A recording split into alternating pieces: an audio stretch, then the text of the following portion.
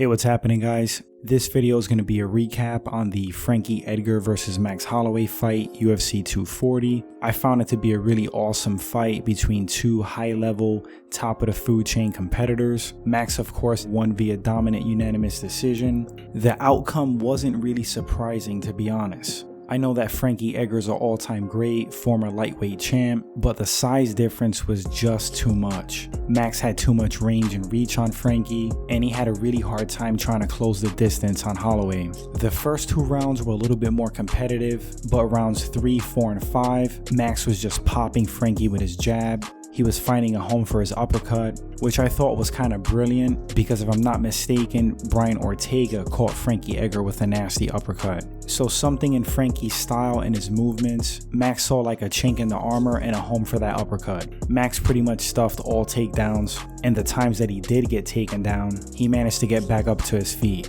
which I knew was discouraging to Edgar. Frankie's cardio looked on point. He was in great shape. He didn't look particularly gassed at the end of the fight. He did look frustrated. Edgar loves to finish his combos with the right over the top, and Max was really prepared for Edgar's tendencies, his tricks, and combinations.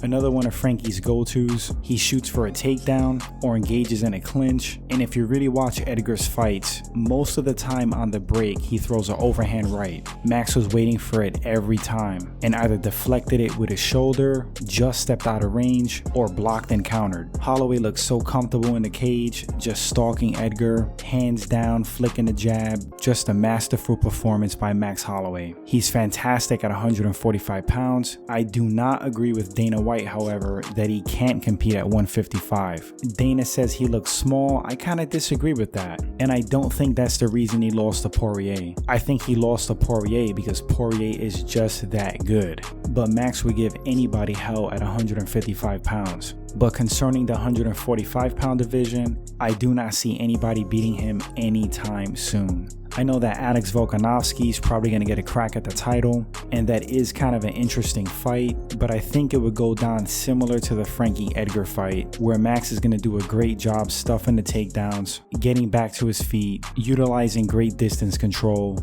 utilizing his reach, tagging Volkanovski with combos, jabs. I would definitely favor Max Holloway in that fight. But anyway, guys, that's going to wrap up this short recap video. Felt really bad for Edgar at the end of the fight. He looked so dejected, and it's understandable. He's an extreme competitor. He's a former champion. This may have been his last run.